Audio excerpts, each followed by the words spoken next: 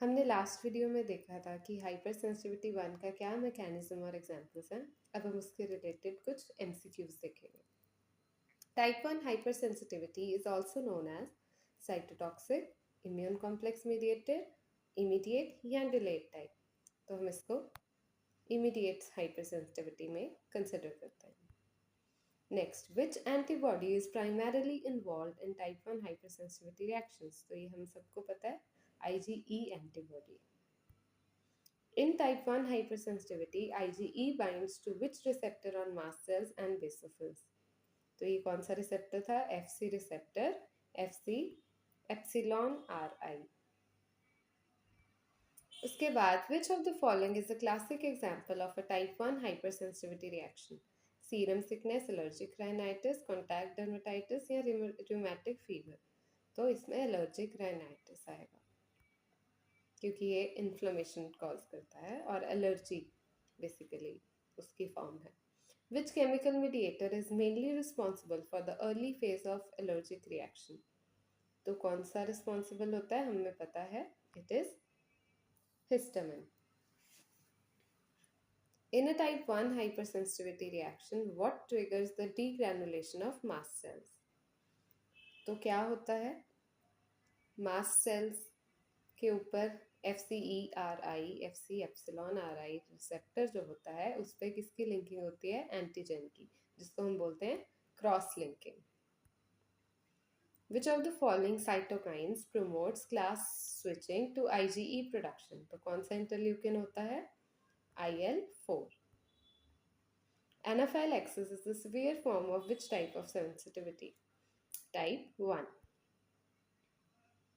Mast cells are involved in type 1 hypersensitivity reactions, ये assertion है। Reason है mast cells release histamine and other mediators upon degranulation। तो ये दोनों ही statements true हैं और एक दूसरे की अच्छी explanation कर दी है।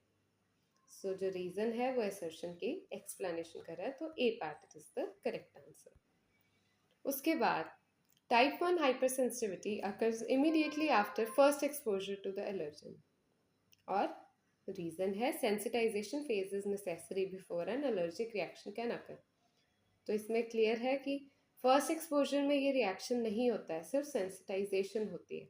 और second क्या कह रहा है, यही बात कह रहा है कि sensitization होनी ज़रूरी है, उसके बाद ही allergic reaction होता है। तो जब सेकेंड टाइम एक्सपोजर होता है तब मीडिएटर्स रिलीज होते हैं, तब डीग्रैनुलेशन होती है। इसलिए इसमें assertion is false but reason is true, D option. उसके बाद a 24-year-old woman develops sneezing, watery eyes, nasal congestion within minutes after entering a room of flowers. Blood test shows elevated Ig levels. Which type of hypersensitivity reaction it is? हम discuss कर रहे हैं allergy, तो hypersensitivity type 1 reaction। इसके बाद है a patient with known peanut allergy accidentally eats a peanut containing product. He quickly develops difficulty breathing, swelling of lips and hypotension. अब इसका immediate treatment क्या है, क्योंकि ये एलर्जी जो है ये सारे सिस्टम्स में डेवलप हो गई है। डिफ़िकल्टी ब्रीदिंग भी है, स्वेलिंग ऑफ लिप्स भी है, हाइपोटेंशन भी है, तो ये एनाफाइलैक्सिस के अंदर आ सकती है। तो इसमें सबसे जल्दी हम ट्रीटमेंट दे सकते हैं वो होगा एपिनेफ्रिन, क्योंकि एपिनेफ्रिन क्या करेगा, ब्रोंको डायलेट करेगा ताकि उसकी ब्रीदिंग में डिफ़िकल्टी जो है वो ठीक हो जाए, और उसको जो हाइपोटेंशन हो रही है उसको भी कवर अप कर लेगा। ये क्या करेगा, वेसोकॉन्स्ट्रिक्शन करवा देगा और उससे ब्लड प्रेशर बढ़ जाएगा। तो ब्लड प्रेशर बढ़ने के बाद के कारण हाइपोटेंशन भी ट्रीट हो जाएगी। तो इमरजेंसी मेडिसिन के लिए एपिनेफ्रिन यूज़ होगा। अगर हमें डिलेड रिस्पॉन्स भी चलता तो हम एंटी हिस्टामिन कर सकते थे, लेकिन हमें चाहिए इमीडिएट ट्रीटमेंट, है ना। तो उसके लिए epinephrine will be the fastest method.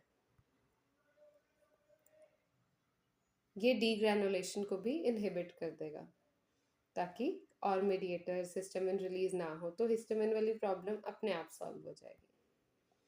Last question, which cells are primarily responsible for the late phase response in type 1 hypersensitivity? So we all know यहाँ पर कौन से cells involved होते हैं, eosinophils। B part, eosinophils।